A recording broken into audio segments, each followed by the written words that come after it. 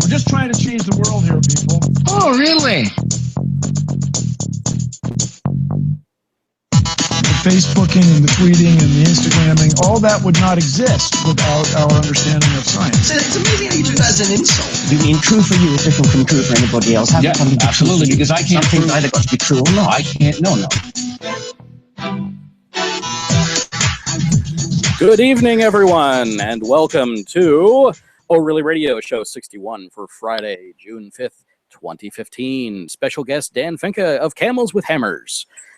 This is ORly Radio, where listener. Let me just try all of that again. Okay, welcome to ORly Radio. This is the show where we dismantle current events for your edutainment through mostly rational conversations that make you go, oh, really? I'm your host, Andy Cowan. However, this is not your normal show. We have a special guest. So this is only going to be an interview show. If you have any questions, comments, concerns, errata, whatever you happen to have from last week, previous episodes, or whatever, please make them known. Email them to us at orlyradiopodcast@gmail.com or phone them in at 470-222-6759. We won't be taking any calls. We won't be really fielding too much from the chat room. Doesn't look like anybody's out there, at least for us. I'm not looking at the YouTube chat room, though any comments that are there will show up later. So feel free and leave them, and we'll address them the next show. And without further ado, sir, welcome to ORly Radio. Thanks for having me. I have a deep-seated interest in philosophy and how critical thinking and rationalism and logic and all of these things interact with our daily lives. I personally am a bit of an anti-theist. We do have a theist regularly appearing on the show, a deist, and a variety of various other guests. And usually we're running through the topics and trying to make sense of it all. Today, I just wanted a nice little fireside chat with you. As you are currently my go-to philosopher online. I'm not sure how you've managed to get that distinction, but congratulations all the same. Thank you. So tell me a little bit about yourself. What do you want us to know about you going into this? Well, I guess my background is that as far as the anti-theism is concerned, I started out as a very religious Christian, and I got into philosophy through trying to articulate and defend the faith, and I, through studying philosophy, came to become an atheist. And then I went to graduate school in philosophy. I had my PhD, and I began the blog Camels with Hammers as a way to do philosophy in public and to argue for a critical sort of stance towards supernaturalism and especially in relation to ethics, and to argue for rationalist perspective on the world, and to and I got really involved with the atheist community and writing about atheism topics. And major emphasis of my work is to try and popularize a lot of the great philosophy that's done in answering questions that people typically turn to religion for. And I'm very interested in working out a both popularizing the fact that there's a tremendous amount of work done in ethics academically that I don't think gets enough.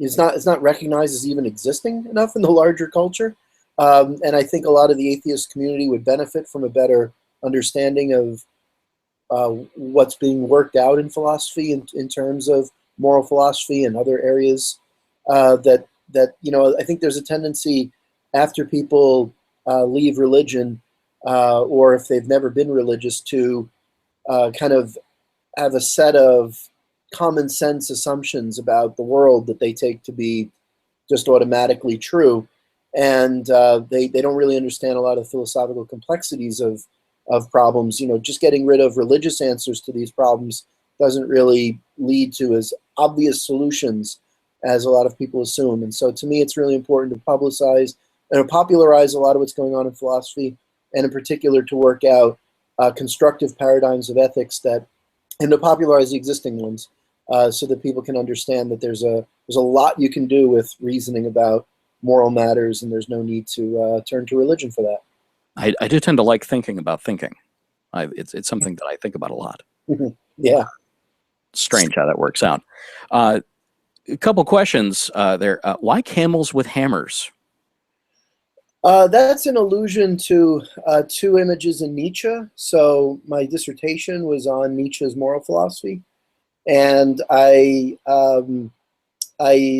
really liked the idea of the camel. That's this image of a reverent animal, a beast of burden, who's wants to prove his strength through difficult challenges of bearing hard, heavy labor, heavy burdens. And so Nietzsche has this image of the camel, in which he as sort of representing a really religious, really moralistic kind of person, a reverential kind of person. And he uses that image of the camel as the first of three transformations of the soul, of spirit, that he gives, where you have to become a camel, someone who has that sort of willingness to ascetically commit oneself to ideals of truth and morality, and then to move beyond that into being able to say no to the dragon of thou shalt, no to the idea that all of values are pre-created in a way that leaves no room for us to question them or revise them or improve upon our received values. And then he says that from the lion who says no to receive values, we have to then transform into the child who is able to create new values in a way that's open-ended and yes saying, no longer just defining yourself by what you're not, like the lion, but instead by what you want to be creating. And so Nietzsche has this idea of these three transformations in his book Thus Spoke Zarathustra, and so I really loved the camel idea, because to me I think it represents the idea of someone beginning out with a commitment to truth and a commitment to morality that's sort of religiously motivated, and that's what it was for me. And then from following that out, leading to the realization that you have to challenge those values and challenge, the absolutism that was motivating you, and it's driven by the commitment to truth and the commitment to morality that for some of us is inculcated through religion. That's what leads you to the questioning, and so it leads you to the overthrow. And so that's why I love the image of the camel as, and to kind of acknowledge that in a certain way, you can't escape your origin. And so in a certain way, I am still the camel, and I am still driven by this sort of conscientiousness. And the other side of it is the hammers. And the hammers, Nietzsche has a subtitle to one of his books is How One Philosophizes with a Hammer. And the title is Twilight of the Idols, How One Philosophizes with a Hammer. And the idea there is that he's in that book trying to assess the various idols of our culture, and he is trying to test them to see if whether the tuning fork is the hammer, where he's going to strike them and see what sort of sound they make, if they're still good. And so what I like about the idea of the hammers is it represents the tuning fork for testing the idols. It represents a instrument for smashing idols that need to be destroyed, and then it also represents the hammers represent buildings, so new things. And so in a way, to me, the hammers represent all three of those stages: the testing of the idols out of sort of a truthfulness of the camel, and then there's the smashing the bad ones of the drag, of saying no to, like the lion who says no to the dragon thou shalt, and then there's the building new things like the child. So to me, it represents the three phases of what I want to do. I want to criticize religious ideas. I want to test for what's really still good in our received ideas, and then I want to build something new. That's kind of the three ideas. That's fantastic. I had not heard your dissertation on your iconography there, and that really makes a great deal of sense. But Now, it's Nietzsche. That's really one of your pillars there. Why has Nietzsche become such well, an icon in the philosophy field? I mean, there are a lot of philosophers out there, but Nietzsche is one that always springs to mind. Well, he's actually not that popular among contemporary philosophers. They don't really, at least not in the Anglo-American world. Nietzsche's not really referenced as much as one might imagine based on his popular appeal. He's very popular in the public imagination because he's a very literary writer, and I think he's also so he's just more engaging to someone who's not as interested in technical philosophy, and I think he's also really provocative. He's the kind of thinker who, one of my friends who studies Nietzsche also, kind of had a little bit of relish in saying, Nietzsche would say anything, right? There's kind of a dangerousness to him. He's very provocative in that way. And I think he also, there's a lot of factors, like the fact that he had a mental breakdown, kind of added to the mythos of the mad philosopher. I think that plays into it. And I think he also, I think as much as anything, it's his unabashed atheism. He comes along at a certain period in history, and he kind of represents a vigorous anti-Christian kind of attitude that kind of many people just find inspiring, or as a foil.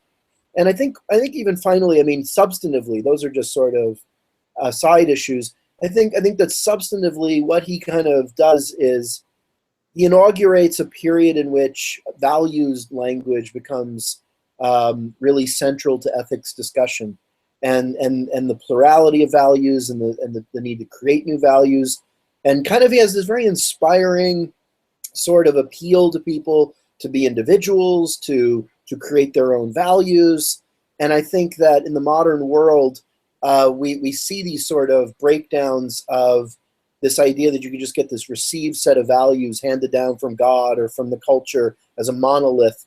In the modern world, increasingly we see massive value upheaval and kind of the opportunity to recreate values, and they evolve so fast. And I think Nietzsche is very much a philosopher who understood that was coming, and kind of helps inspire that, and it helps give thought about what kind of a process that involves. So there's a lot of reasons that people really respond to Nietzsche.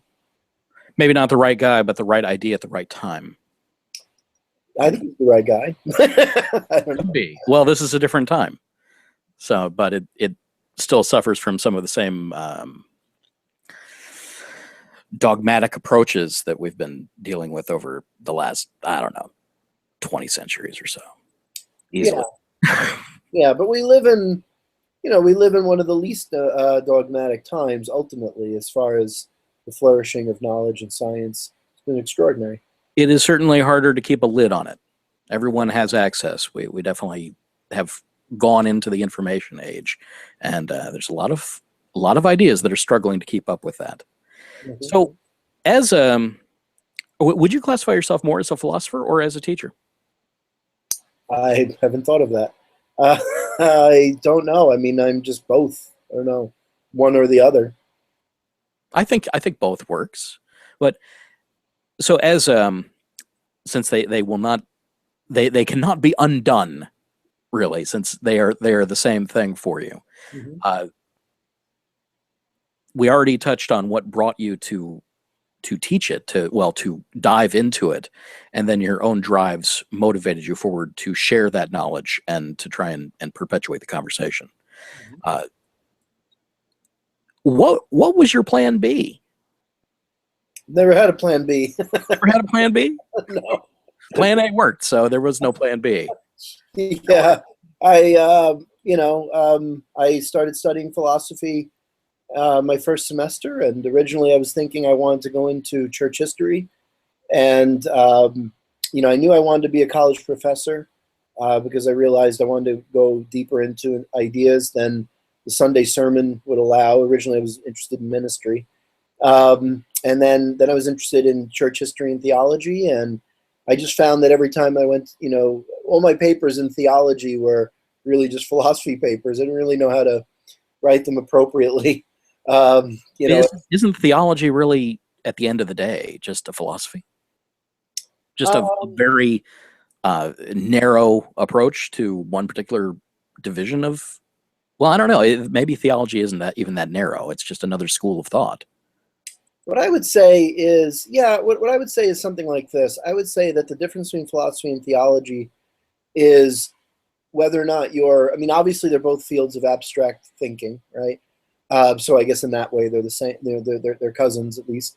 What I think the issue is that theology is when you're reasoning speculatively and systematically and with conceptual rigor about issues that are rooted in using sources of a religious nature as authoritative. So if you're giving some sort of special credence to, it doesn't have to be absolute authority, but as long as you're giving special credence and authority to sacred texts or prophets or visions from that you interpret to be of supernatural origin, or as long as what you're doing is coming from a faith tradition of some sort or some religious tradition in some broader sense, as long as what you're doing is informed by scriptures and prophets and communities and and visions of a religious nature, if that stuff is weighted as authoritative in some way, then I think what you're doing is theology. If what you're doing is trying to make appeals about similar issues or issues that have nothing to do with religion, many issues don't, but if you're trying to deal with conceptual issues, if you're trying to deal with systematizing our ideas, if you're trying to deal with logical breakdown of arguments, if you're trying to deal with relating the findings of various different fields of inquiry, if you're doing all that stuff and you're doing it from a perspective which assumes no special authorities of any kind of religious nature, but tries to make an appeal based upon common human reason and experience, what is in principle accessible to everyone in terms of concepts, logic, ordinary experience, the findings of science that are well grounded. If you're integrating all of that stuff and you're making appeals that don't assume any sort of religious authority to them, then No you're doing abstract reasoning of a philosophical kind. What's that? No sacred cows, as it were. Yeah, no sacred cows, at least in principle. Yeah. I mean, no literally sacred things, yeah. Right. Well, that's pretty much what I was thinking. But, it's always nice to have a second opinion on that. Yeah, and there can be, there's philosophical theology, which would be, using philosophical tools and arguments in order to try and solve theological problems. But as long as it's happening within a theological tradition or a faith tradition or a community of belief and practice, then I don't really see it as specifically philosophy, see it as theology. What do you think of logical fallacies in general? One should avoid them. Well, okay, that's good. I don't really think about logical fallacies as a big deal. I think that's I don't really think being a philosopher is about applying logical fallacies all the time. Occasionally it's helpful to appeal to one and reference it. I think the problem is that almost every form of reasoning that's actually valid in induction, the way we ordinarily reason, the way scientists reason, is formally invalid from a logical standpoint. So the problem of induction is that you can't derive from the premises of what has happened in the past. Observations of the past don't lead you to any kind of deduction about what must happen in the future. Induction, there's no logical necessity that what has happened in the past must happen in the future, or the same patterns and laws must obtain, that there even are laws of nature. These things aren't deductively derived, and the premises in an inductive argument, they just don't imply with any necessity the conclusion. So we see the same phenomenon over and over does not imply with any logical necessity that it will occur again. And so there's, the fallacy of induction to make that inference. And yet if we didn't make inferences like that, there'd be no science. There's fallacies of generalization. You can't generalize from a few cases to a general rule. But again, that's what we do when we reason. I mean, I found in speaking with that, in inductive reasoning and logic, there are, I stumbled upon a TED talk because, that's what we do when we drive around. We listen to things. And they were speaking of one of the Eastern languages. I cannot remember which one it is. I'm sure somebody in the chat rooms is going to figure that out. But there is no language in their own language, no vernacular for a future tense on anything. So the entire concept of inducing, figuring out that something is going to be in the future is a really difficult concept because they don't even have a language built in to their culture to do it. I don't know. I mean, I'm not, I don't know if that's an accurate rendering or if there's just an unusual form, but it doesn't matter whether or not a particular language, obviously different languages will allow us to say different things or highlight different aspects of reality in our sentences. They might not be as concerned with time. They might not be as concerned with number, things like that. They might have other quirks like that. The point is more general about just the validity or the logical permissiveness of making certain kinds of inferences. And when you're looking at fallacious arguments, yeah, there are some times when it seems like someone has reasoned badly, and there's a sort of form of reasoning badly that they've committed. But there are comparable times where reasoning according to that form leads to results we think are pretty good. So you could have a fallacy that you shouldn't attack a person, you should attack their argument, right? But there could be times when who's making the argument has some bearing on whether or not they're to be trusted. There can be times like that.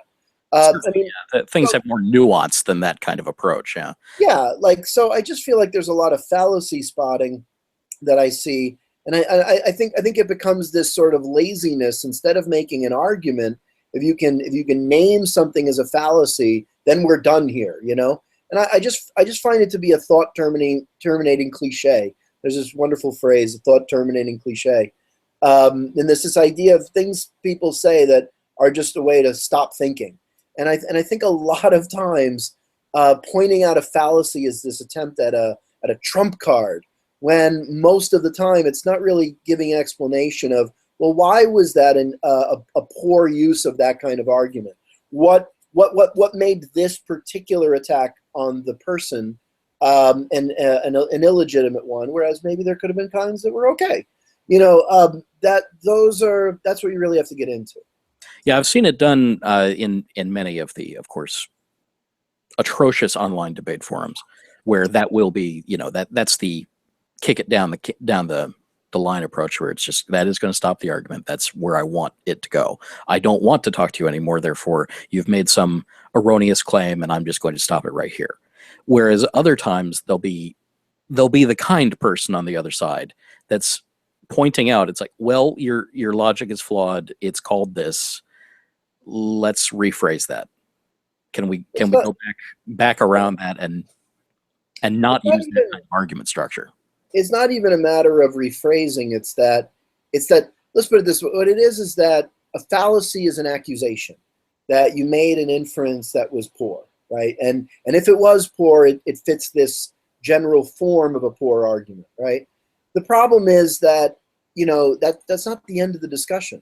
So for example, I'll give a common one in the atheist community, and it's the no true Scotsman fallacy, right? Oh, yeah. And so everybody, if as soon as you start to give any kind of clarification that, that particular person had a bad interpretation of Christianity, then and so therefore it doesn't apply to my interpretation, right?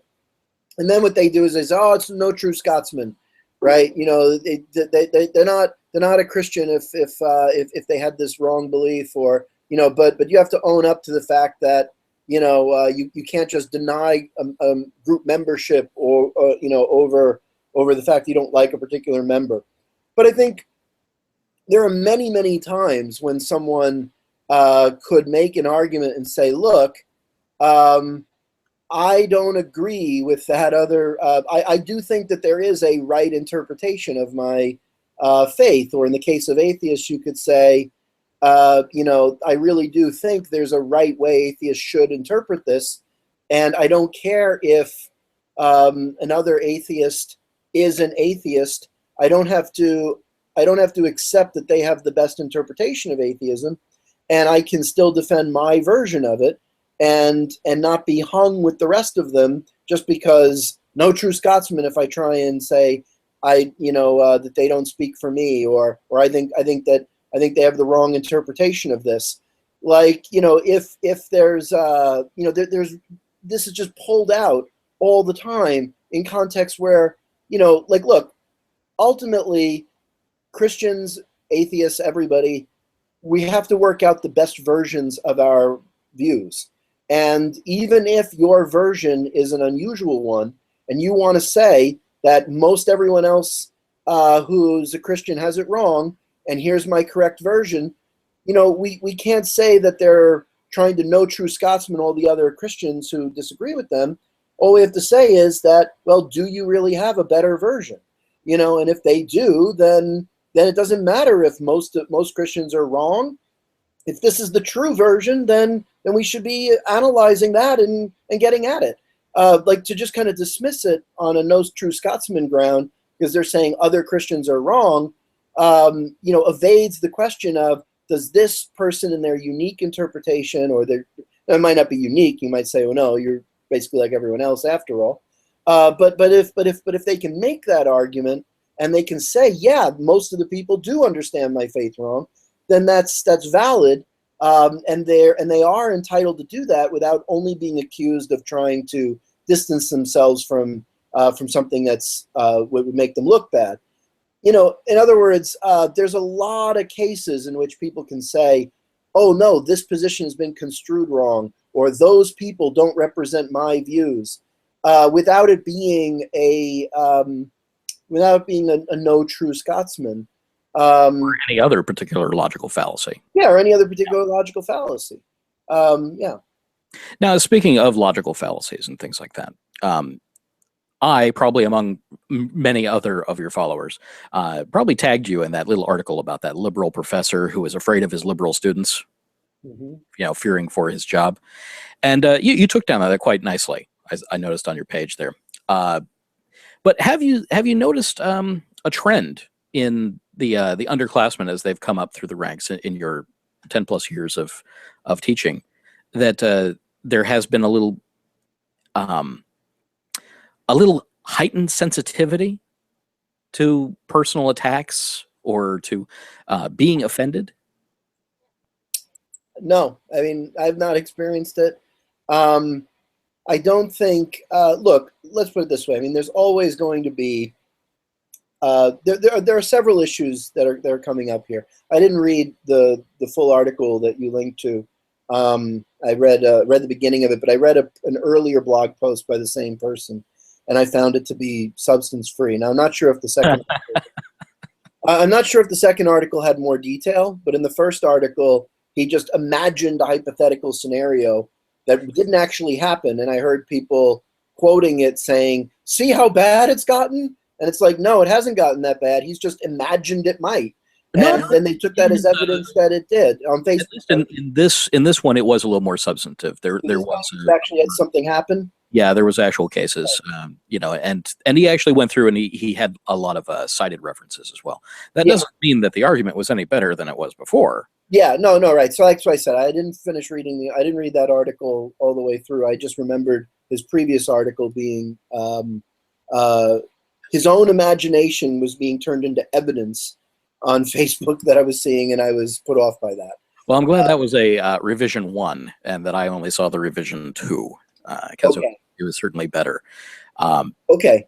Well, all right. So I won't speak to his claims because I didn't read them, and so I won't say that they're false. No, well, your points were still valid, even against what you didn't read. Yeah, no, that's why I'm not going to presume. My point is that I've never seen any kind of systematic data actually collected on this. I've seen a lot of anecdotes, and often when I see lists of anecdotes, some of them I don't like. Some of them I think are ridiculous that these are claims as free speech violations. So let me just run down a series of issues. Sure. In general, what I would say in general, ignoring that article because I didn't fully read it, so it's unfair to address it. But here's what I would say. Number one, yes, the customer model of education is a disaster, right? Mm-hmm. So this idea that students deserve good grades because their parents are paying is a disaster, and there is pressure in that respect with respect to grades, where you aren't sure that parents aren't going to be helicopter, etc. However, even acknowledging that, I managed to go, 11 years, 2,500 students, 7 universities, 93 and a half classes, and not once did a parent ever get to me. They never sent me an email. They never got through to me. There was never pressure from an administrator, so I never had to deal with that. But I do know that the mindset was entitled. I could understand anxiety about that. It's not good that adjuncts it wasn't adjunct until 2013. We were contract semester to semester. That sucks. It's awful. There's no job security. You do feel expendable, and you are treated like a subclass. And and I could understand if someone's anxious because the customer who's paying $40,000 a year against the adjunct who they don't decide to pay more than $2,000 a year, who really has the power there, right? And we're replaceable, and we're treated really poorly and not like we deserve as professionals. So in all those respects, I can understand that being an environment that would make people nervous. And that's problematic. And I don't like when universities, if you have a controversial speaker, there are activists whose idea is to make it so the person can't talk, right? And that's illiberal. It's authoritarian. Has nothing to do with open debate and open discussion in an academic context. Yeah, and it's happened on conservative speakers and liberal speakers and on any side of the issue. Yeah. As far as trying to get disinvitations for speakers, I'm of mixed mind on that. I think there could be academic reasons you would do that. Ann Coulter was invited to speak at Fordham, University, where I'm an alumnus. And look, it bothered me because she's not an academic. She has no credibility. It has nothing to do with facts, and it reflects the university poorly if they're choosing a bomb thrower like that, someone who's very hateful and has no real substance to what she's doing. And it's a Catholic school, and I respect that it's a Catholic school. I respect that there's actually a presence of conservatism at some quarters of the campus, and that it's a place where there are strong conservative elements, and yet they allow me as an atheist and a Nietzschean to write my dissertation there. And if they want to have really accomplished and valuable conservative scholars, you will not hear me complain. But I don't want Fordham to give the impression to the world that it's an Ann Coulter school when it's the kind of place that was hospitable to me. It's a place where, that is open-minded and is tolerant of liberal opinions. And so if Fordham gets associated with an Ann Coulter, it's not good for Fordham. As an alumnus, I cared about that. I don't care about them. I don't want them to censor conservative ideas. I just want them to have actual credible people speak at a university, Do you think that was just the administration?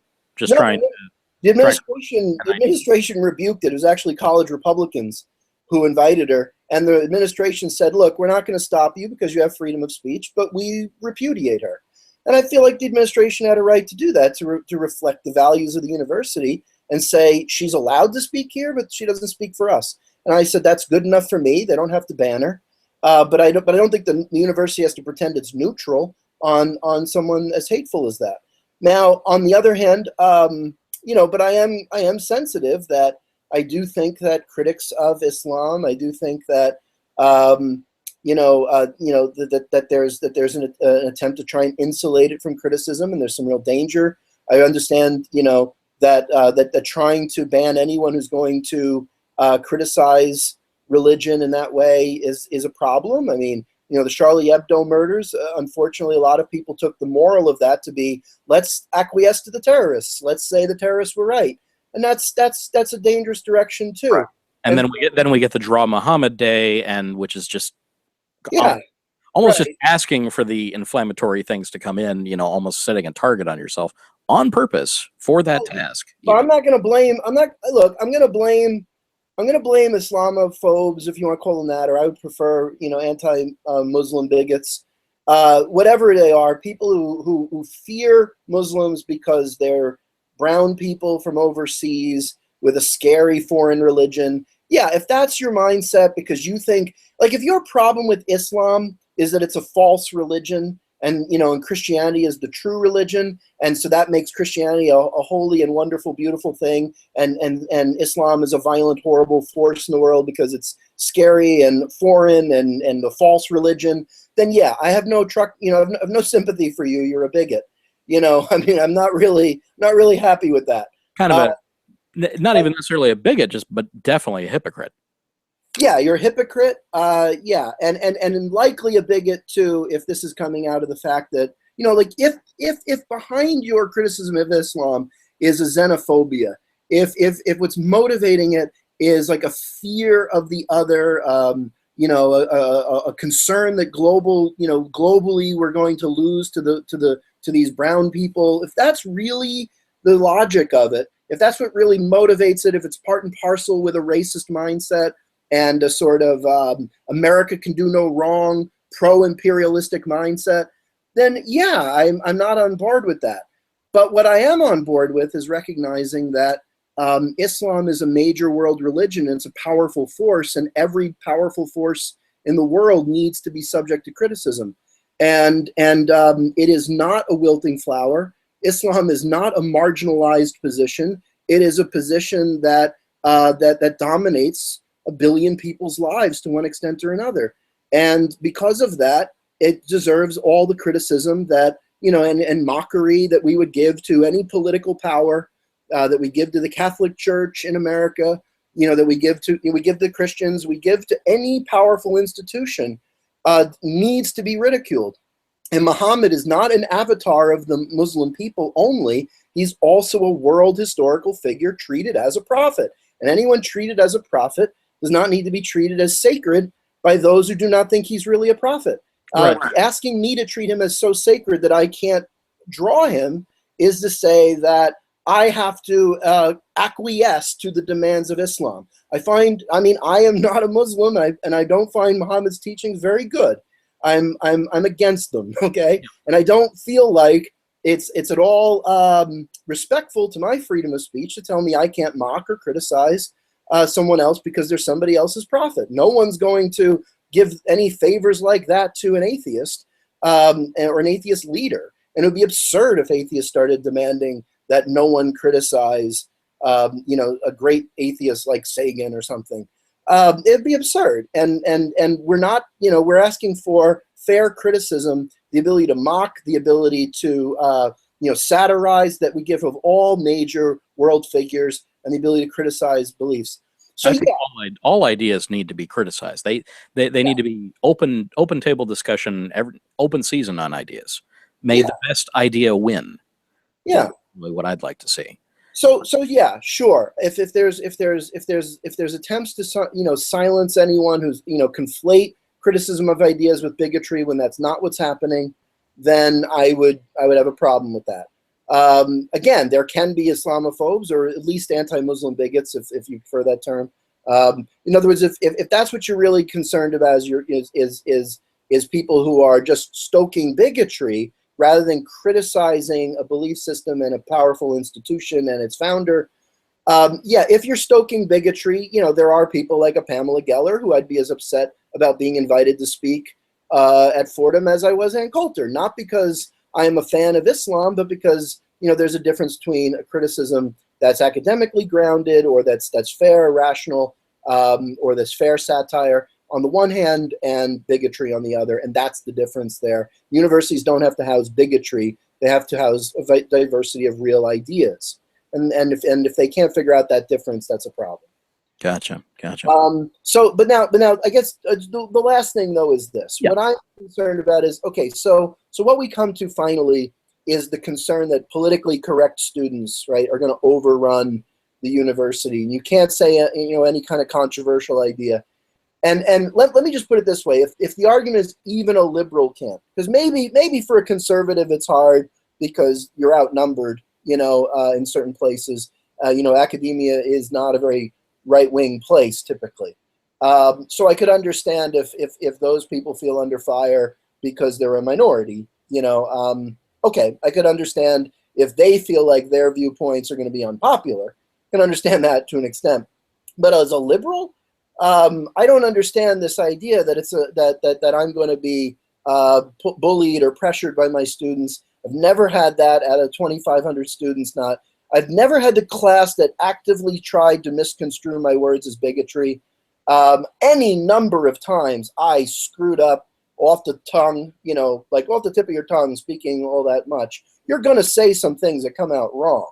Not necessarily bigoted, but you're going to say some things that are, whoa, I know that came out bad.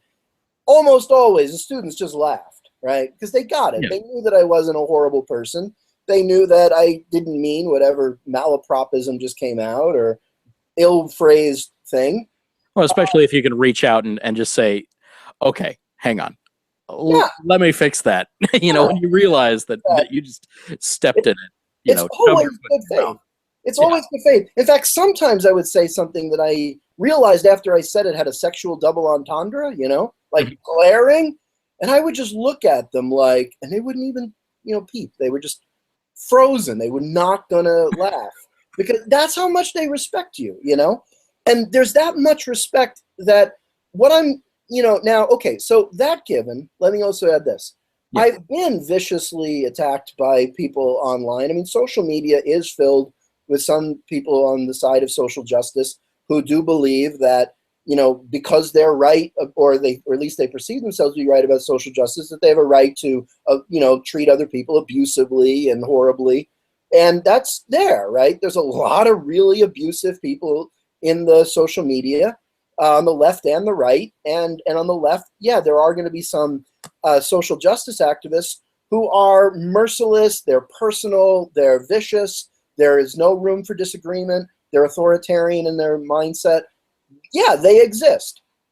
I guess it's amazing how much courage having a screen and an arm's length and an entire internet service provider in between you can really bolster up somebody's ego to bring them to the point where they think that they know more than perhaps a professional does, somebody that does it for a living. Yeah, and let's put it this way. I mean, I've argued with these people. I've taken lumps from them. I've stood up for civil discourse against people who I often agree with in most of their ideas, or at least the general outlines. I'm generally pretty far left, and I do think that trans concerns, gay concerns, black concerns, most of these concerns I'm hearing about are legit. I think Black Lives Matter, and I do think that. I mean, I'm really on substantively there with that, with the police issues. I mean, I'm fully behind the transgender community. I write stuff all the time defending a lot of feminist viewpoints. But there is an attitude that you do feel like there's a hostility to dissent. But here's the issue: in the classroom, it's not the computer, and people want to assume that just because there's some people who are intemperate online, that they want to imagine that there's this huge crisis in the classrooms. And what I'm saying is I want to see actual data. I want to see actual cases. I want to see more than just one case from one guy. I want to see that there's this actual tide where there's a genuine change in what professors are teaching. And I don't, or genuinely that they're not able to control their classrooms, because I never ever had that problem. And I don't have the same syllabus that you did when you began. Has that changed with time over the course of what's happening in society? Shifting to maybe hit that point a little finer or anything like that? No. I mean, look, let's put it this way. Anytime you're doing public speaking, you can't talk like you're talking to a friend. Like you can't talk like you're talking to an intimate, and you shouldn't feel like you should. It's presumptuous to think that the whole world is just going to assume the best intentions of you, or assume, that you don't mean any kind of, anything that it's implied by your words. Yeah, they have no prior knowledge of who and what you are, what you're substantively. Yeah. Look. The issue is this. I taught ethics. I taught philosophy of religion. I taught applied ethics. My job was to deal with difficult hypotheticals, controversial issues, and my students never were immature about it. And you know what? Yeah, I did word things carefully. I did think through before saying things. But that wasn't because I was, it wasn't because I was scared of the students retaliating or scared of being misconstrued. It was because that's your professional responsibility. You're an academic. Everything you say in that classroom, you should be able to stand by it as having some sort of, you have a position of authority. You have to take it seriously. You can't insult the students that are there. And you have to be respectful of the fact they come from multiple backgrounds and maybe they have life experiences different than yours, and you should include them. You shouldn't in your language be insensitive about who's in the classroom. That's something you should be aware of. That when you talk about some group of people, you very likely have a member there. Like you don't know who you're talking to, and you should talk accordingly. That doesn't mean you censor your opinions, but this is my view of it. Number one, you're allowed to say, look, this is a horrible idea, but we need to consider it because how do we know it's horrible unless we analyze? And we, even if it is horrible, we have to know that we can give a good argument. So let's look at all these ideas. You can do that. And let's put it this way. If you have an opinion that you want to take either hypothetically or even stand by, and you can't figure out how to word it in such a way that it doesn't sound horrible, then quite possibly the idea is horrible. Right? Like, I like that idea. Professional here. If you with your PhD, if you with your academic abilities, you're a professional lecturer. If you can find a way to present an idea and not convey appropriately to students where you're coming from and what your intentions are, then maybe it's a bad idea. Maybe it is offensive, and maybe for a reason. It could, in fact, just be a bad idea. It could be a bad idea.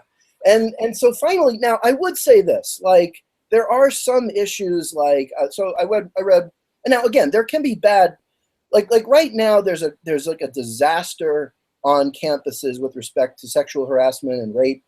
It's chaotic what the procedures are. It's chaotic whether or not students have a right to, like it's chaotic what the due process even is. And there's huge debates. It doesn't seem like what we have right now is an entire culture on campuses, as far as I can tell, in which drinking is part of the sexual ritual, and that is just constant, and it's cultural, and it is going to lead to rapes. It is going to lead to cases in which someone was not able to give as good consent as we should demand. And this is going to happen when you have an entire culture of binge drinking and sex together. And, one of my students actually told me that on her campus, I asked the students one time, we were having this discussion about sexual ethics, and I asked them whether or not you could assume someone was in a relationship with you because they were having sex with you regularly. Could you assume without clarifying that if they had sex with someone else, it would be cheating?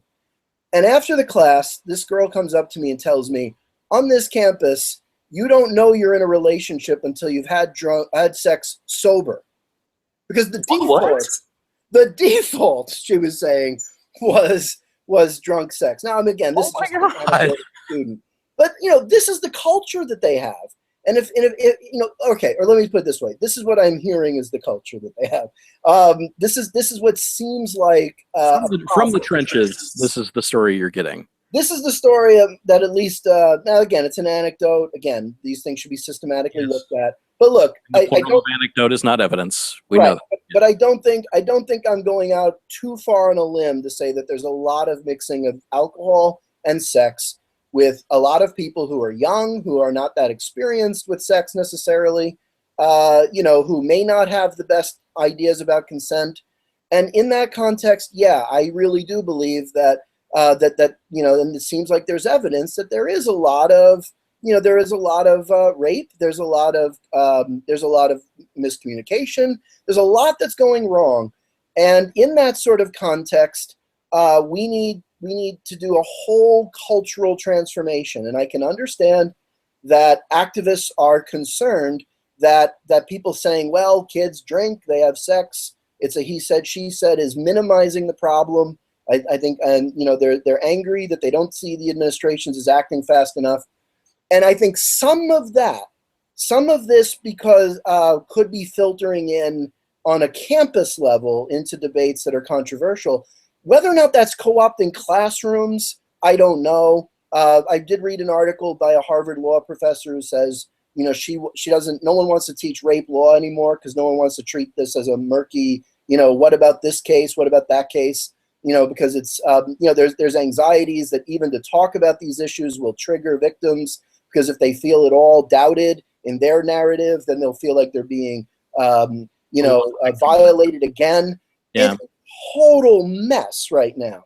And the only way to improve it is a drastic cultural moral change in which we say no more drunk sex with people you're having sex with for the first time. Who you don't have an established understanding when sober that it's okay to have sex. Like, we have to have a really, really... Well, that's really easy to say when you're sober. No, that's... Yeah. I jest because we have to make light of some of these things, otherwise we're insane. Yeah, right. But the point is, we need a whole cultural transformation. Again, but then people will say, well, you can't ever have drunk sex. What about my girlfriend? I love to have drunk sex. Yeah, sure. If you're in a relationship which is regular, she's not saying no, but there are so many issues where, she's conscious, I should make sure is clear, right? Like, all of these issues are, the case is that we need a whole cultural transformation. We need, and this is one of the problems is we live in a culture that decides to teach kids abstinence only rather than teaching them skills with consent. And I was wondering if that was going to come up. Yeah. So instead you have these kids where there's don't drink, don't have sex. College is to be this hedonistic, all rules abandoned sort of, kind of hookup culture. They're out from mommy and daddy's apron strings, and then suddenly they can let their hair down or whatever else down that they happen to have all bunched up tight, and suddenly they can do anything that they wanted to do. And the idea, oh my God, they wanted to do a lot of things. Shocking. Yeah, and the idea is to do it in a binge way, right? And so, look, I am all for, I'm not against drinking. I'm not against free love. I'm not against hooking up. I'm not against any of these things. But you are pro-consent. Yeah, but I'm pro-consent, and I'm pro a culture in which people are making sure that they're not hurting one another when they're having sex with each other. And look. So I understand feminists are right to push rape to the forefront of the cultural discussion. They've done a wonderful job at that. Does that mean every manifestation of feminist activism is great? Of course not. But what it does mean is that this is on the table. There's real debates across campuses. Is that seeping into the classrooms? I never experienced it. I do think that, this is really, really difficult. We need really mature discussions that make really careful philosophical and ethical distinctions. And we're not having that. We're having a lot of rhetoric, a lot of obfuscating, and it's not good. So I can understand that that's a problem. But what I'm worried about is that a lot of these narratives are people who just don't like challenges to their values. And unfortunately, feminists are, to their credit, they're great values changers in our culture. Nothing has transformed our culture's values. No one has led the way ethically more than feminists in the last 50 years. I mean, they are. I do consider myself a feminist, but that's also because I have two daughters. I kind of have to be by proxy so that I make sure the world ends up being a better place for them.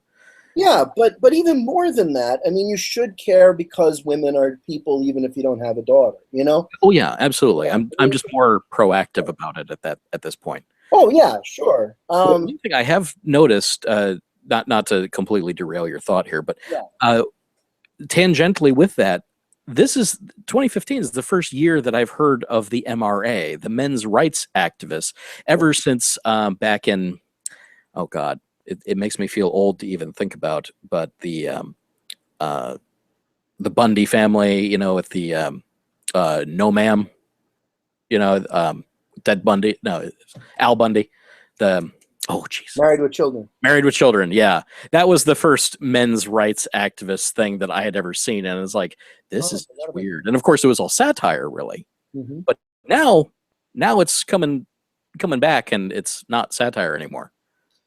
You know, it's funny. Here's my MRA joke. You know how they call themselves red pillars?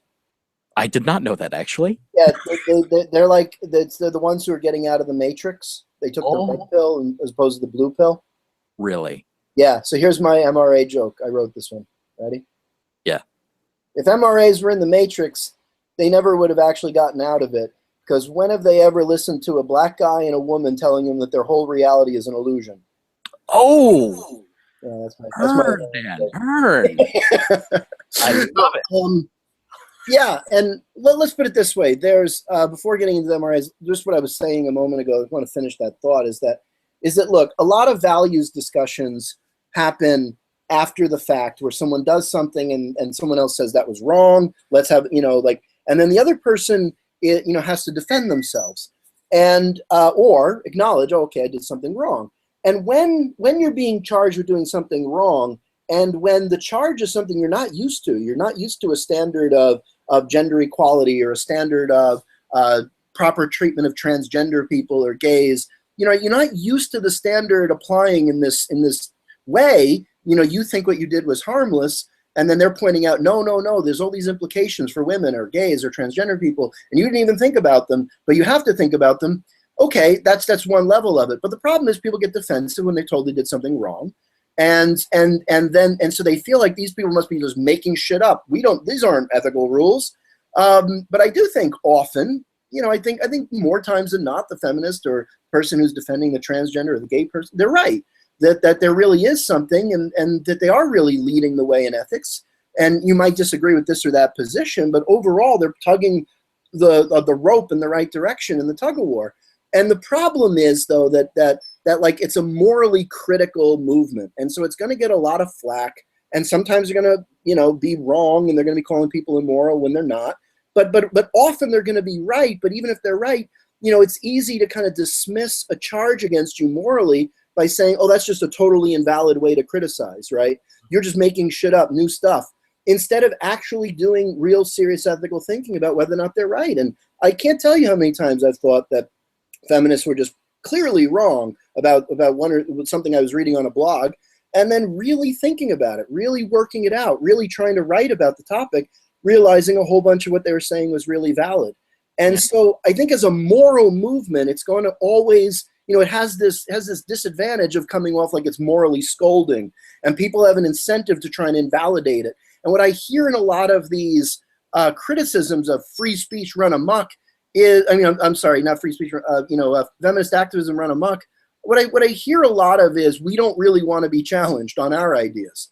Like one of the examples was like, I think it was a women's college, like a really liberal campus, and some president or something had sent out an email to all the students about Black Lives Matter, and she said, all lives matter. And the students just tore her to pieces. And then she had to apologize and say, no, I didn't mean to do that. Well, you know what? That's good. I don't see that as a suppression of free speech. I hear that as the student body actually schooling an ignorant administrator who didn't realize that what she was doing was, what was really philosophically wrong. The whole point of the Black Lives Matter thing is not that Black Lives Matter more than anybody else's. The point was that the police and the general public act like a dead black guy is no big deal. It's just another dog bites man's news story. Right. It's not it's just, oh, of course a black guy got shot by a cop. You know how those black people are. Good thing the cops are keeping us safe. That's the mindset. And so to be able to say Black Lives Matter, of course people are supposed to say, wait, why are you only emphasizing black? Oh, because we're not normally treating them like they matter. That was the point. But to change the topic to, well, all lives matter, just obscures the issue that black lives aren't being treated like they matter. So the slogan Black Lives Matter was about saying, we're trying to highlight that we're not treating a particular set of lives like they matter, emphasizing the general platitude that all lives matter. Of course, everyone thinks that. Of course, we certainly hope that everyone thinks that. Well, of course, eventually, after the pendulum swings far enough over, then we can have the real discussion. It's like, yes, it's nowhere near that swing. I mean, no, it's got a long way to go. The black activists saying that Black Lives Matter have never doubted that all lives matter. So to say all lives matter as though it's a refutation, when what it's not, it's like it's an attempt to steal the spotlight away from a very specific way of phrasing the criticism, to try and invalidate the criticism, undermine the criticism by saying, well, of course, all lives matter, but we already know that platitude. The point was, we're not acting like Black Lives Matter, and until we do, there's a serious problem. So if this president doesn't understand that, doesn't understand the most pressing protest movement in the whole country at the moment, doesn't understand the moral significance of what she's saying, doesn't understand all this, then you know what? Yeah, I'm glad that her students said, you're wrong. You're really, really wrong, and what you said is harmful. And you know what? If she doesn't like it, go and defend it. Go and defend her all lives matter position. She's more than welcome to. She's an administrator in a university. She's not going to get fired. The fact that she got pushback from her students is free speech. And social justice speech in the classroom, social justice speech on the campuses is free speech. They're allowed to criticize. And look, students are so deferent to their professors. Like, when I walked into that classroom the very first time, it was like someone had strewn eggshells on the floor. I had never seen so many people nervous around me, and I had done nothing but put on a suit and walk up to the front of the room. And clothes make the man. I was 25 years old, I'm 25 years old, and I have 20-year-olds who are talking to me like I'm all of a sudden this authority figure. Like, that's their mindset. Yeah, 10 feet tall with a red pen, man. That's yeah. And so students are not exactly willing to go in there and just bust up their professors. No matter how big and mean they might be on social media, there's a power imbalance there. And I don't see this mass uprising. I have seen nothing documented in any kind of statistical terms that there's any sort of great number of professors being mistreated on free speech grounds. Are there a couple incidents that worry me? Of course.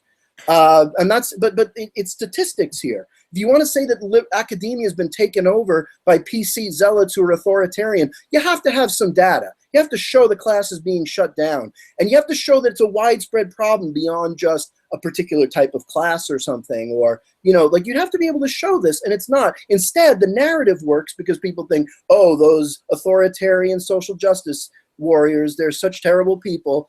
And yeah, sometimes they behave terribly, like everybody else on the internet.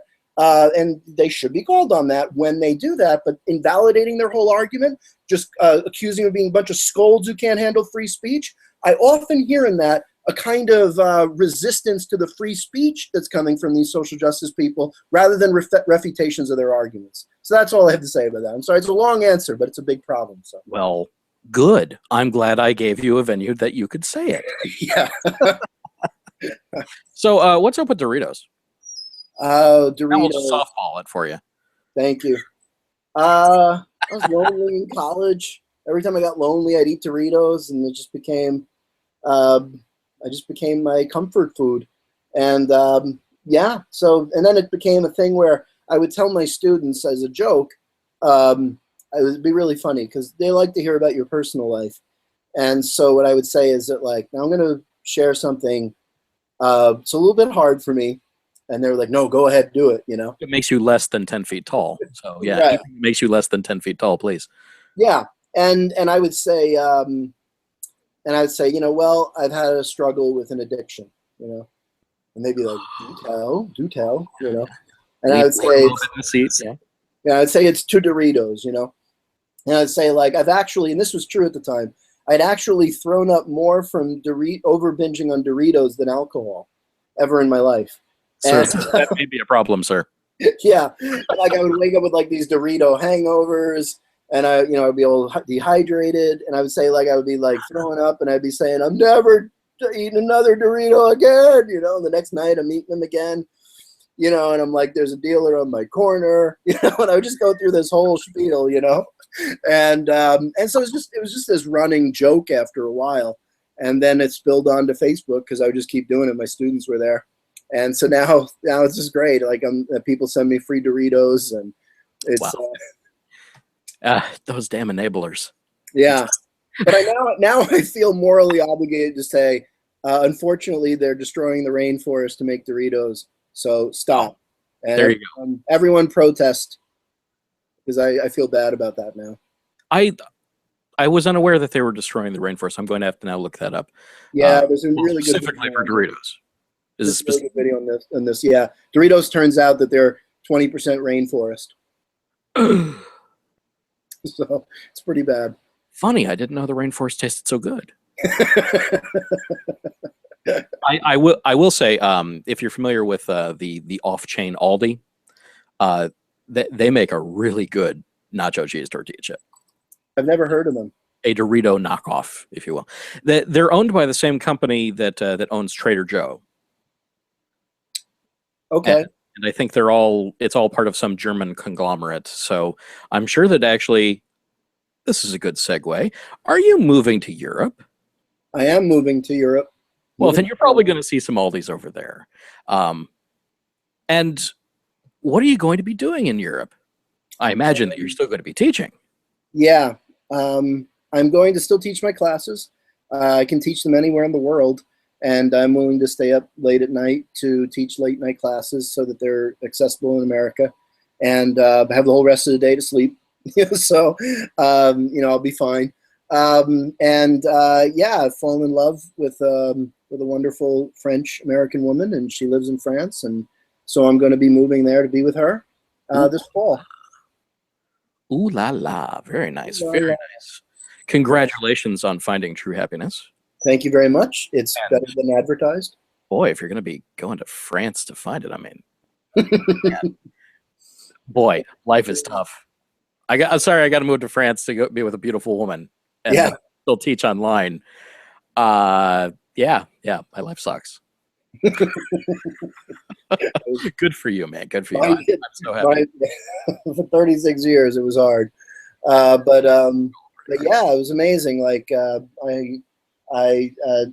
I never had the concept of what it would be like to actually know that, okay, I could marry this person, really, you know? Like, that was such a foreign thought until her. It was just like, oh, this is it. This is it. Yeah. So, okay. Now, marriage. Yeah. I haven't done it yet. So Well, I'm not an expert. being an atheist, I'm actually also, a reverend through pretty much every online house that you can be. I'm a Dudeist priest. I'm part of the Universal Life Church. A couple others. I've got all those, and I've performed several weddings. As an officiant, and amazingly enough, they're legal. Isn't that wonderful? Mm-hmm. And I think they're all still together. My marriage, on the other hand, did not last, but it was 10 years. So good enough run, I think. It was a success by that standpoint. Hey, you beat out Seinfeld, the 9-year show, right? Oh, sweet. It's all it takes. It's all it takes. I'm a happy man anyway. So things tend to work out if you let them work out. But given with that, I don't think that I'm into the whole remarrying thing. Now, mostly because I just don't necessarily see the point in it all. And now I see a lot more paperwork involved because it takes 5 minutes to get married. It takes almost 5 years to get unmarried. There's a big difference in that ratio of energy. And that's not front loaded at all for you. When you go to marriage. It compounds. It's pretty bad. because then you get kids, and then you have assets, and you got all the property, and everything's wrapped up, and then it's so. Before you found your lady love, Mhm. what was your opinion philosophically on marriage? Especially now that we have all the marriage equality stuff going on. I know a lot of people that were refusing to get married until that was done. And then, of course, something would happen, and then they'd have to for legal reasons, the same legal reasons that are forcing everything in the first place. Mhm. What about for you? I think I underestimated the value of the love commitment. I think I saw it as, I tended to see it as, I guess my view of it was that if you're going to be, I saw it as something where, like, much more related to having children, in the sense that, giving children a stability. Mhm. And so, so as a way of saying, look, I don't want to just be with you, as long as it will last, but we're going to try and, create a kind of stability so we can have children. But unfortunately, like, that's no silver bullet, because, unhappy married people are in, there's a study which shows that it's worse for the kids to be with a couple staying together for the kids. So you can't really do it just for that. People are hard. What's that? People are hard to figure out. Yeah. Two people getting together and then splitting up. There is no magic bullet, no matter what you. Yeah, and so that's not, I see it less as that, as, I'm much more now romantic about it, in that, she's someone who I just, it's just a way of saying this is someone who is my other half, who is the person I want to commit my life to, and she's the person who's the most important thing to me, and to have that socially recognized, to have that as a clear institution which encourages such relationships, and of course, we want to have children and build on that, and so I just see it. It's not really a deep philosophical answer here. It's just the pretty ordinary. It's a way to express a public commitment to love and support one another, and to have joint assets, I guess. Well, yeah, there's always that legal bit, but is that different from before you met her? Yeah, I always liked the idea of getting married. It was funny, when I was a Christian, I thought my desperation to get married, which was even harder then because I was waiting for marriage. I remember being like, God must really want me to get married soon, or else he wouldn't make me want it so much. I remember thinking that must mean I'm going to get married really soon. That was 18 years ago. Oh, wow. No, that's wishful thinking. Half my life ago. So yeah, I didn't know I was in for doubling the life I'd already lived before this was even on the horizon.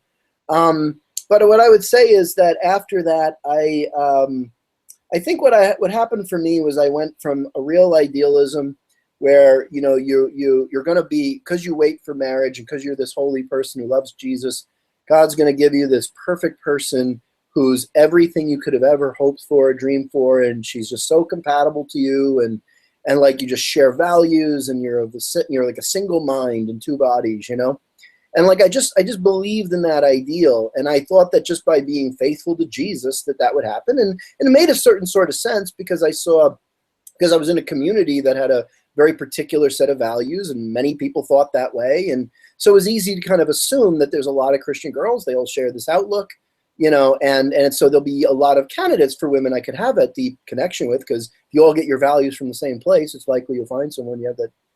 Yeah. But then I stopped believing in Jesus, and that was a disaster for my, it was cutting out about what is it, about 80% of the population?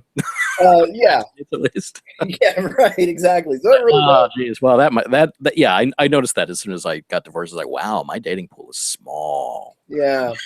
And for the next 6 years, my mom still held out hope I'd find a nice Christian girl, and I kept having to explain to her what atheism meant. And, especially to me, because I couldn't be with someone who didn't share my values in these ways and didn't understand my thinking on those issues. They were really important to me. And so, and the problem was, I was going out into the world and not really understanding secular women, didn't understand secular dating.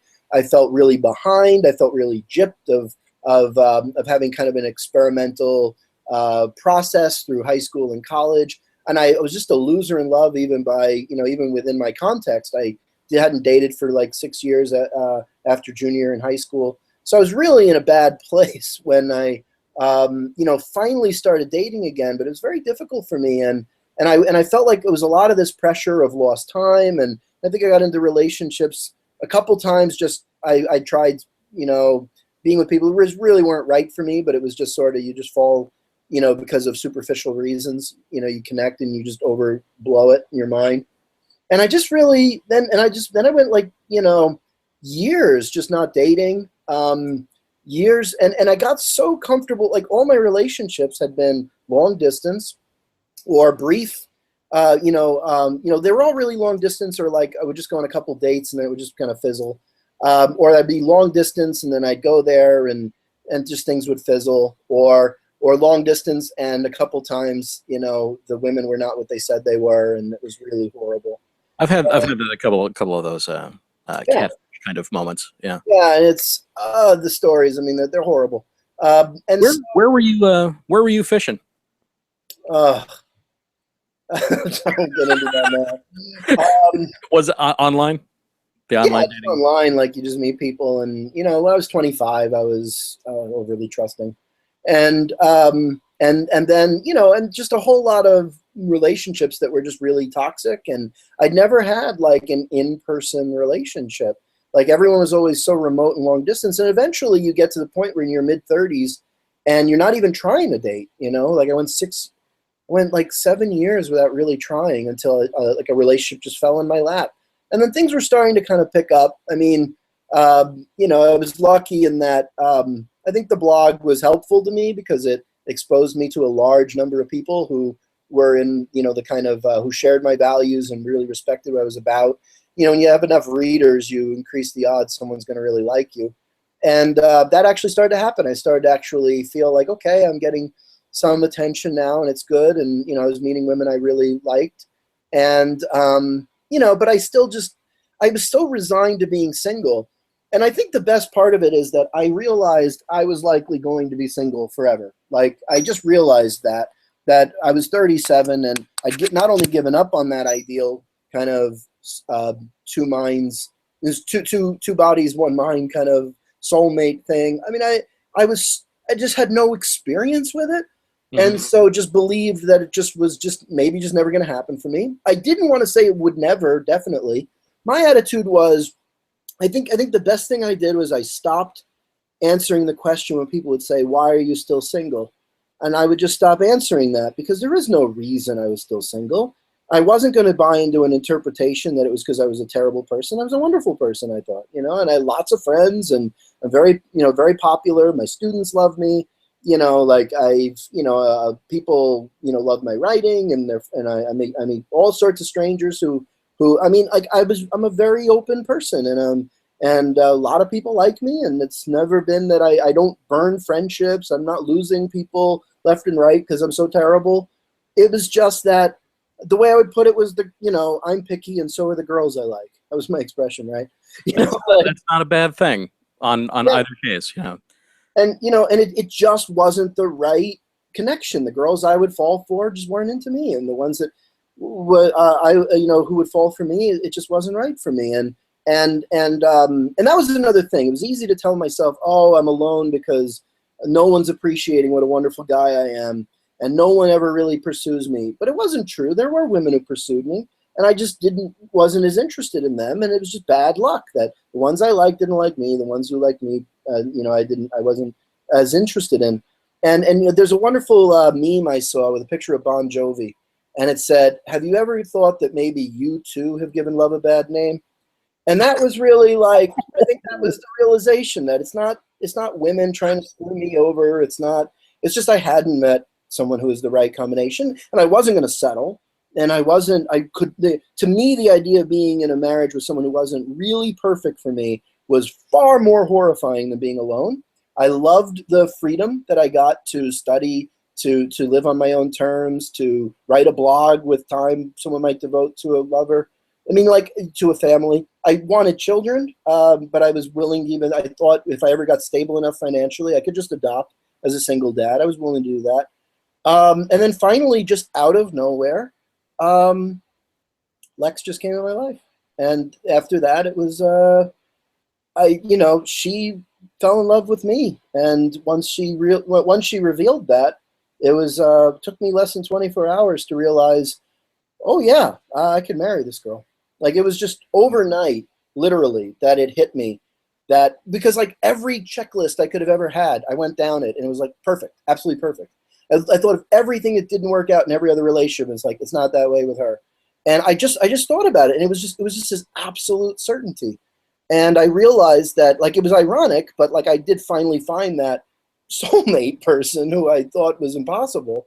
It just took 36 years to find her, you know.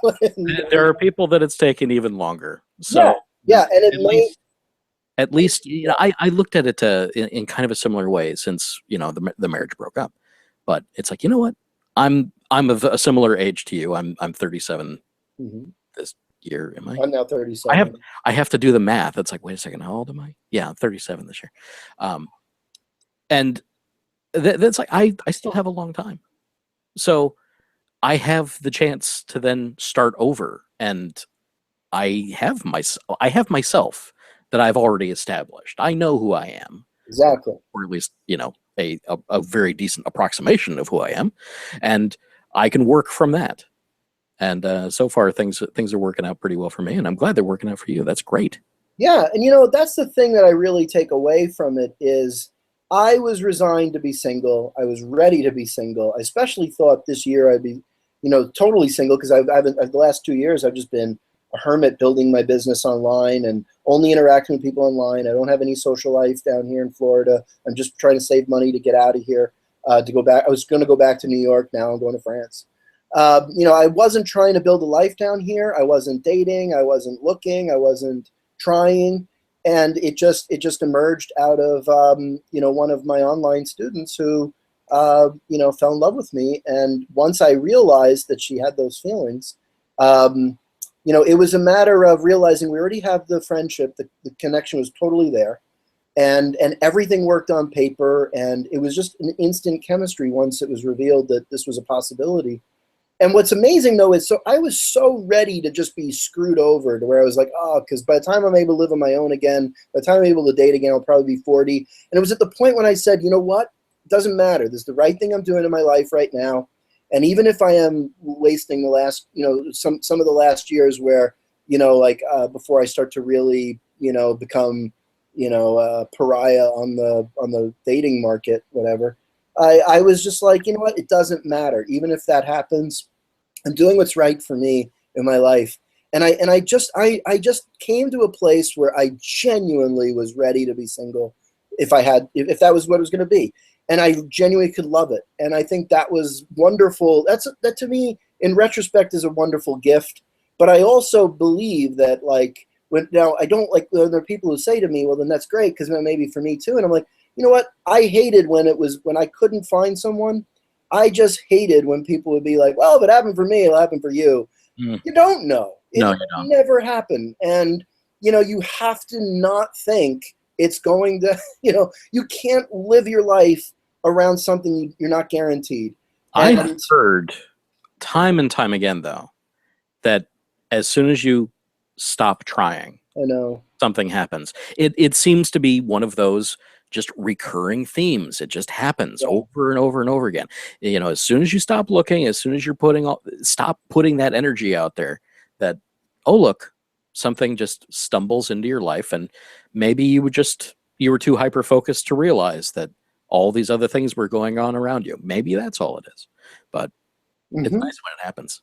And you know what? That's the thing, is you have to, That's exactly it. But you have to like really, really not be trying. You can't be stopping trying in order to stop trying. But here's the thing too, even if you stop trying, it may still never happen. And like I just realized that like it's poor consolation to tell people we live in a moral universe and everyone's guaranteed. It may not happen. It just may not. I just recommend understanding that there is a wonderful life for single people, and that's it. Like you have to find that wonderful life as a single person. You can't hope, you can't be certain. And so I didn't come away like, oh yes, there's someone out there for everyone. I came out there with like, I got lucky, you know, and I'm not going to tell anyone else that they're just doing it wrong. And that's the other thing. Like I really learned, stop blaming. You don't blame yourself. Don't try and figure out what's, you know, just develop who you are, be in the places where you can meet people you can have positive, really valuable relationships with. And if something emerges out of that, that's great.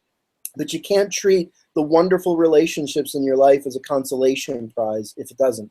And the final bit on this, sorry, going on that long, and then we should probably end soon, but Yeah. the whole bit on it was that this happened to me in grad school too, because I was in grad school for a long time. It took me 10 years to kind of get my head together and figure out exactly how to do that. But, you know, while I was there, I realized that I had been living with this mindset that my life was in the future. After I got my PhD, I'd get my job. After my PhD, I would have a family, maybe, hopefully. It was always like this idea that in the future is my life. And once I realized through a really profound philosophical movie, it was an Adam Sandler movie called Click. And that actually worked on you. Yeah, it really did, because the premise of the film is that he has a remote control where he can fast forward the boring parts of his life. And what he winds up doing is he's fast forwarding boring dinner with the family and fast forwarding this and that. And what winds up happening is the remote is a smart remote that figures out his preferences. And so it starts fast forwarding on his behalf without him having to ask. And it winds up fast forwarding his whole goddamn life away. And next thing you know, like he's just zoomed to this point, and his kids are grown, and then his father's dying, and he's just missed all their lives because he's fast forwarded the whole thing. And I actually just sobbed through that movie, and it just changed my mindset. I stopped living with the mindset that my life is in the future. I don't know if it was exactly that day, but I just took the mindset that if I don't see my life as today, then I'm never going to be aware it's happening. I don't think there's a better way that we could have ended this program Yes. on finding love and happiness and living for today. Yes. There's a ton more that I could talk to you about. I even watched God's Not Dead just so that I could talk to you. I hurt myself by watching that movie, that horrible, horrible movie. And you wasted it because we didn't even talk about it. Well, you know what?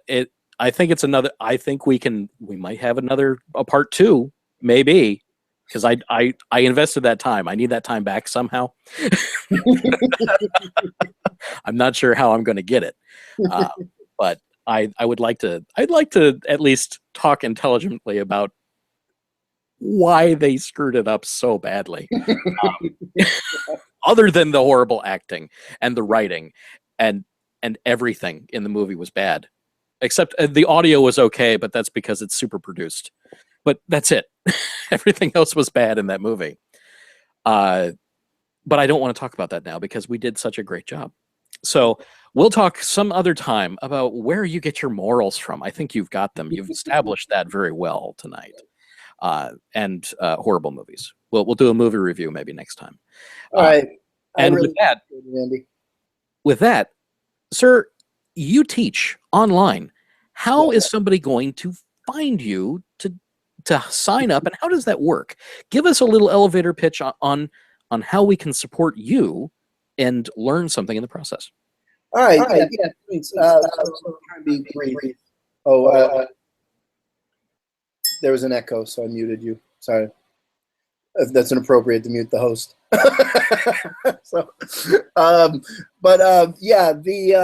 So the classes are, you just go to danielfinke.com, DANIELFINCKE.com. And if you go there, you'll learn about the classes. they're by subscription. You basically subscribe, and what winds up happening is PayPal just bills every week automatically, and then every week you pay, you come, and then you can cancel anytime. Anytime people are absent, I just refund them. So people can take it around their busy lives. Any week they don't make it, it's not like the gym where you get charged anyway. And what winds up happening is we do small group classes where it's usually just anywhere between 2 and 9 students, usually about 2 to 6, depending. And what we wind up doing is, I explain the ideas. You don't need to do any outside reading. There's no homework. There's no tests. You come in, I explain the basic concepts, and we have an organic philosophical discussion, a back and forth. And it's really replicating the small group feel. It's not like these MOOCs, which are these massive. It's basically like watching MOOCs are like watching a TV show, or listening to a radio show. They're not like a direct engagement with a professor the way this is. In this sort of experience, you sit down with me, of 11 years of teaching experience and a teaching award, and my PhD. And so you sit down with me, a professional philosopher, and what we do is we go through the ideas, and it's about really customizing the lecture to your interests and your thoughts. Because to me, what's interesting is how I can lay out a handful of major concepts and then let you tell me what you think is interesting in there, what your objections are, what you think is probably the way to go. And from there, we work through the ideas in response to your thought process. So if you're making the thoughts and mistakes in your thinking, it's not like you're just watching that TV show or that video and going, oh, this guy's wrong. I know why. Well, in this class, you got to tell me why I'm wrong. And then I can actually show you whether or not you have to learn something. Or I might show you that, no, actually, you're onto something. And let me explain what philosopher says that. Or maybe you come up with a really good idea that I've never thought of, and we can go down that rabbit trail. It's about that interaction with your own thought process. And I teach a whole range of subjects: intro, philosophy of religion, ethics, Nietzsche, philosophy of mind. And so all of these classes we have like a wonderful community now. There's about, I think, 16 people taking right now. And the students are taking year-round. More than half of them are just taking multiple classes in succession in the last year.